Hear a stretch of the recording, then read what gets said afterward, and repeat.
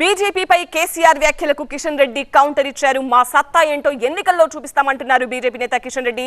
అందుకు సంబంధించిన breaking news మనం చూస్తున్నాము టీవీ స్క్రీన్ పైన. ఎంపీ ఎన్నికల్లో బీజేపీకి డబుల్ డిజిట్ వస్తుందని కాన్ఫిడెంట్ వ్యక్తం చేస్తున్నారు కిషన్ రెడ్డి.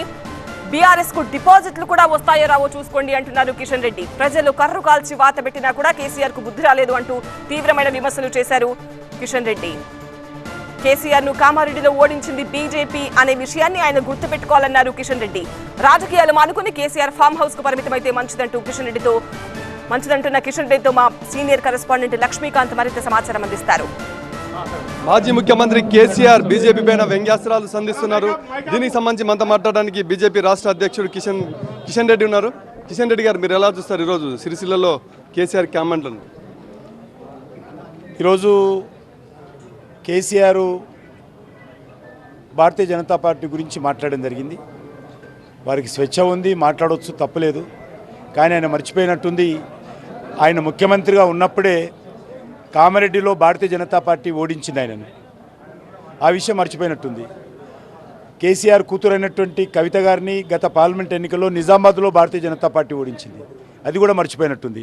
కేసీఆర్ కూతురును కూడా ఓడించినటువంటి పార్టీ తెలంగాణలో భారతీయ జనతా పార్టీ.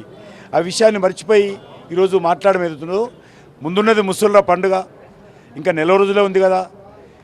జూన్ 4వ తేదీన డబ్బాలు ఓపెన్ చేసినప్పుడు భారతీయ జనతా పార్టీ సత్తా ఏందో, నరేంద్ర మోడీ గారి సత్తా ఏందో ఈరోజు మరి కేసీఆర్ కుటుంబానికి తెలుస్తుంది. కాబట్టి దుందుడుకు విధానాలతో మాట్లాడితే భారతీయ జనతా పార్టీ కానీ లేకపోతే తెలంగాణ ప్రజలు కానీ భయపడే ప్రసక్తి లేదు. ఈరోజు తెలంగాణ ప్రజలు మీకు కర్రు కాచి వాత పెట్టారు. అయినా మీ అహంకారం తక్కలేదు. మీరు ఇంకా అధికారంలో ఉన్నటువంటి భావిస్తూ ఉన్నారు. మరి వచ్చేటువంటి ఈ యొక్క పార్లమెంట్ ఎన్నికల్లో మీకు పార్టీకే అడ్రస్ ఉండదు. వచ్చేటువంటి రోజుల్లో తెలంగాణలో మీ పార్టీ అవసరము తెలంగాణకు లేదు. మీరు ఈ పార్లమెంట్ ఎన్నికల్లో ఒక సీటు గెలిచినా తెలంగాణకు వచ్చే లాభం లేదు. మీరు ఆ పార్టీకి ఒక సీటు రాకపోయినా తెలంగాణకు వచ్చే నష్టం లేదు. అసలు మీ పార్టీ ఆవశ్యకతనే తెలంగాణ లేదు. ఈ విషయాన్ని కేసీఆర్ గుర్తుంచుకొని ఫామ్ హౌస్కే కుటుంబంతో సహా పరిమితమైపోయి అక్కడేదో మరి ఒక ఎకరానికి 3 కోట్లు 4 కోట్లు వస్తున్నాయని చెప్పాడు. ఆ వ్యవసాయం చేసుకుంటే బాగుంటుంది, దోచుకున్నది చాలు. కిషన్ రెడ్డి గారు, ఇప్పుడు 100 సీట్లు కానీ కనీసం రాలేదు, ఈ పార్టీకి డిపాజిట్లు కొన్ని చోట్ల రాలేదు అంటున్నారు. ఈసారి ఎలా ఉండబోతుంది మరి? నేను ఇప్పుడే చెప్తాను, ఈ పార్లమెంట్ ఎన్నికల్లో టీఆర్ఎస్ పార్టీ ఎన్ని సీట్లలో డిపాజిట్ వస్తుందో ఆలోచన చేసుకోవాలి.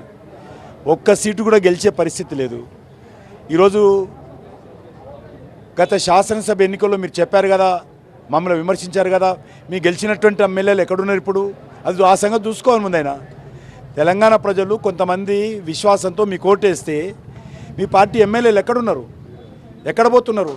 అది చూసుకోకుండా భారతీయ జనతా పార్టీని ఆయన విమర్శించడం ఏంటి? నీ పార్టీ ఎమ్మెల్యేలను రక్షించుకో ధైర్యం ఉంటే అది నీ బాధ్యత, కనీస బాధ్యత. నువ్వు ప్రజల ముందు చెప్పావు, ప్రచారం చేశావు, మా ఎమ్మెల్యేలు సొక్కమైన ఎమ్మెల్యేలు, మా ఎమ్మెల్యేలు చాలా బంగారం లాంటి ఎమ్మెల్యేలు, మాకు ఓటేమని చెప్పావు కదా. మీ సొక్కమైన ఎమ్మెల్యేలు ఇప్పుడు మిమ్మల్ని వదిలి ఎందుకు పోతున్నారు? అది చూసుకోకుండా మమ్మల్ని విమర్శిస్తే ఎందుకు మధ్యలో? ఈసారి ఎన్ని సీట్లలో బీజేపీ పార్టీ వచ్చే అవకాశం ఉందంటారు? పార్లమెంటు కానీ అసెంబ్లీ ఎన్నికలు కానీ రాష్ట్ర వ్యాప్తంగా ఈరోజు తెలంగాణలో భారతీయ జనతా పార్టీ డబల్ డిజిట్స్లో గెలుస్తాము. ఏ ఇంటికి వెళ్ళినా, ఏ ఊరికి వెళ్ళినా, ఏ వాడకి వెళ్ళినా ఈరోజు మోడీ గారు మళ్ళీ ప్రధానమంత్రి కావాలని కోరుకుంటున్నారు. ఖచ్చితంగా మరి ఈ యొక్క పార్లమెంట్ ఎన్నికల్లో భారతీయ జనతా పార్టీ అత్యధికమైనటువంటి స్థానాలు సంపాదిస్తుంది. భారతీయ జనతా పార్టీ సత్తా ఏంటో ఎన్నికల్లో చూపిస్తామంటున్నారు. కామెంట్ చేసిన కేసీఆరే తన పార్టీ భవిష్యత్తు తాను చూసుకోవాలని హితవు పలుకుతున్నారు. కెమెరా పర్సన్ శేషుతో లక్ష్మీకాంత్, టీవీ 9 హైదరాబాద్.